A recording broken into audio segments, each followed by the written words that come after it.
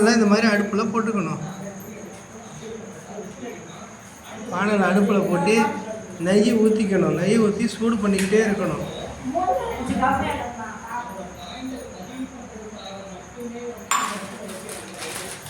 இது முந்திரி பருப்பு, ஏலக்காய், திராட்சை வறுத்து எடுத்து ஒரு அழகான ஒரு தட்டில் வச்சுக்கிட்டோம். அதுக்கப்புறம் ரவாவை அளந்து தான் போடணும். ஆமாம், கிளாஸால் 1 கிளாஸ் ரவா,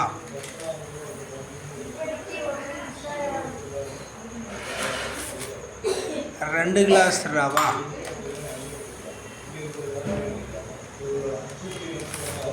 3 கிளாஸ் ரவா,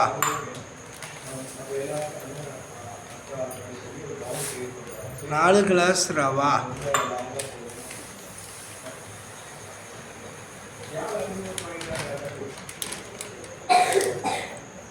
5 கிளாஸ் ரவா. ரவாவை போட்டு நல்லா வறுத்து நல்லா அழகாக வறுத்து எடுத்துக்கணும். இந்த மாதிரி பரட்டி ஒன்று அடிப்பிடிக்காத அளவுக்கு இந்த மாதிரி சுவைட்டே அப்படியே அழகாக பரட்டி விட்டுக்கிட்டே இருக்கணும். நீங்கள் அப்போ தான் அடி பிடிக்காது. நல்லா பொன்னிறமாக வறுத்து வரும்போது அந்த வானலாக எடுத்துக்கலாம். அது வரைக்கும் கரண்டையால் இந்த மாதிரி கிண்டி எடுத்துக்கணும்.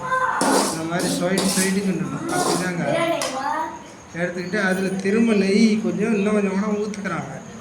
ஊற்றி அந்த நெய்யை ஊற்றி அப்படியே பரட்டிக்க வேண்டியது.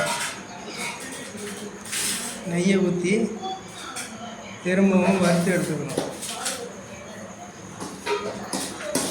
அந்த மாதிரி பரட்டி கட்டி இல்லாத கட்டி முட்டி இல்லாமல் அழகாக பரட்டி எடுத்துக்கிட்டு நல்லா வறுக்கணும். அழகாக இன்னும் வறுக்கணும். வறுத்துக்கிட்டே இருக்கணும்.